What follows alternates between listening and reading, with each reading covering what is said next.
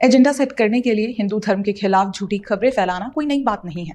Social media पर कई लोग ये काम करते ही रहते हैं, पर यही काम अगर बड़े बड़े मीडिया संस्थान और लेफ्ट लिबरल प्रोपेगेंडाबाज लगातार ही करते रहें तो उनका पर्दाफाश करना भी जरूरी हो जाता है।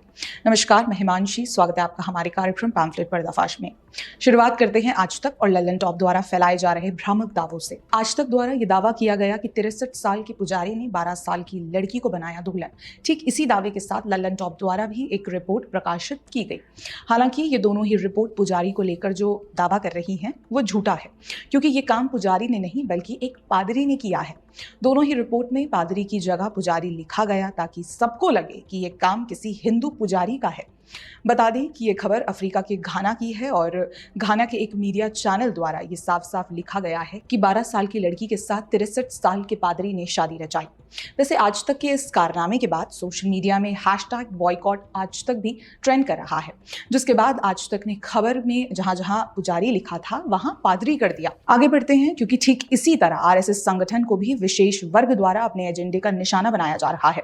दरअसल केरल कांग्रेस द्वारा एक पोस्ट कर दावा किया गया कि केरल पुलिस ने आरएसएस के स्थानीय नेता और उनके चचेरे भाई के घरों से 770 किलोग्राम विस्फोटक जब्त किया है। भाजपा के लोग अक्सर आतंक फैलाने और राज्य के खिलाफ साजिश रचने के ऐसी ही घटनाओं में पकड़े गए हैं। इतने भारी विस्फोटक इकट्ठा करने की ताजा कोशिश के पीछे बीजेपी का असली मकसद क्या था? क्या ये चुनाव के पहले आतंकी, राजनीतिक और सांप्रदायिक तनाव पैदा करने के लिए था? ठीक इसी तरह सोशल मीडिया में कई फेक न्यूज पेडलर्स द्वारा इस खबर को वायरल कर आरएसएस को अपने दावे में आतंकी बताने का पूरा प्रयास किया गया है।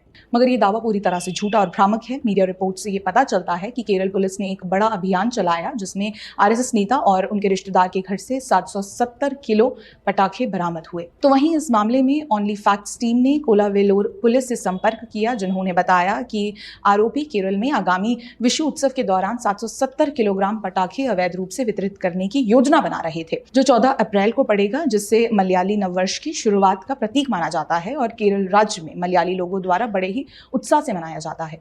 ऐसे में सोशल मीडिया में आरएसएस को आतंकी बताने का दावा पूरी तरह से झूठा है, क्योंकि ये विस्फोटक केरल उत्सव मनाने के लिए ही जमा किए गए थे, जो अब पुलिस द्वारा जब्त किए जा चुके हैं। आगे बढ़ते हैं, क्योंकि टाइम्स ऑफ इंडिया एक बार फिर अपनी खबर के लिए मिसलीड करने वाली सब हेडिंग पब्लिश करते हुए पकड़ा गया है। टाइम्स ऑफ इंडिया द्वारा दावा किया गया कि सुप्रीम कोर्ट केस के मेरिट को कंसीडर करने की चेतावनी के बाद ईडी ने आम आदमी पार्टी नेता संजय सिंह की जमानत का विरोध नहीं किया। हालांकि सुप्रीम कोर्ट के आदेश को देखा जाए तो 3 न्यायाधीशों की बेंच ने अपने आदेश में स्पष्ट कहा कि हम ये भी सुनिश्चित करते हैं कि हमने मामले में मेरिट्स पर कोई टिप्पणी नहीं की है। ऐसे में टाइम्स ऑफ इंडिया से एक बार फिर से निवेदन है कि वो इस तरह से भ्रामक दावे कर जनता को गुमराह न करे। आगे बढ़ते हैं, दरअसल लंबे समय से इलेक्टोरल बॉन्ड को लेकर गलत खबरें फैलाई जा रही हैं, मगर इस बार सीधा ही प्रधानमंत्री मोदी के वीडियो के साथ झूठी खबरें फैलाई जा रही हैं। सोशल मीडिया में फेक न्यूज पेडलर्स द्वारा प्रधानमंत्री मोदी के हालिया इंटरव्यू का वीडियो साझा कर दावा किया गया कि नरेंद्र मोदी ने सुप्रीम कोर्ट के न्यायाधीशों और मुख्य न्यायाधीश DY चंद्रचूड़ को जो चुनावी बॉन्ड घोटाले पर कार्रवाई की, उन्हें खुली धमकी दी।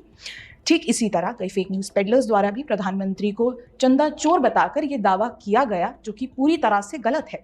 प्रधानमंत्री मोदी का यह हालिया इंटरव्यू यूट्यूब पर मौजूद है। इसमें जब पत्रकार द्वारा प्रधानमंत्री मोदी से इलेक्टोरल बॉन्ड को लेकर सवाल किया गया कि क्या आपकी पार्टी को चुनावी बॉन्ड से कोई शर्मिंदगी या सेटबैक लगा, इसमें प्रधानमंत्री ने क्या जवाब दिया, आप खुद ही सुनिए। मुझे बताइए ऐसा क्या किया है कि जिसके कारण मुझे सेटबैक हो?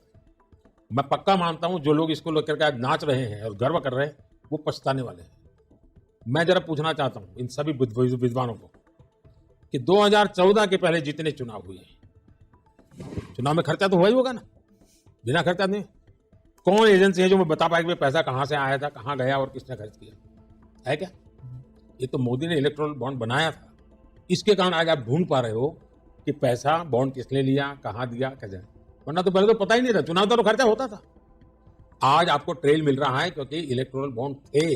कोई व्यवस्था पूर्ण नहीं होती, कमियां हो सकती है, उसको कमियों को सुधारा जा सकता है। कम से कम इलेक्ट्रॉन बॉन्ड होता तो आपके पास जानकारी होती भाई यहाँ से यहाँ गया, यहाँ गया, यहाँ गया। यानी साफ है कि प्रधानमंत्री न्यायाधीश को नहीं बल्कि विपक्षी दलों को जवाब दे रहे हैं, जो बार बार भाजपा पर इलेक्टोरल बॉन्ड को लेकर सवाल उठा रहे हैं। प्रधानमंत्री मोदी का कहना है कि इलेक्टोरल बॉन्ड उनके द्वारा ही बनाया गया है। इसी के कारण आज पता चल पा रहा है कि बॉन्ड किसने लिया और कहाँ दिया, वरना पहले तो पता ही नहीं चलता था कि चुनाव का खर्च कितना होता था।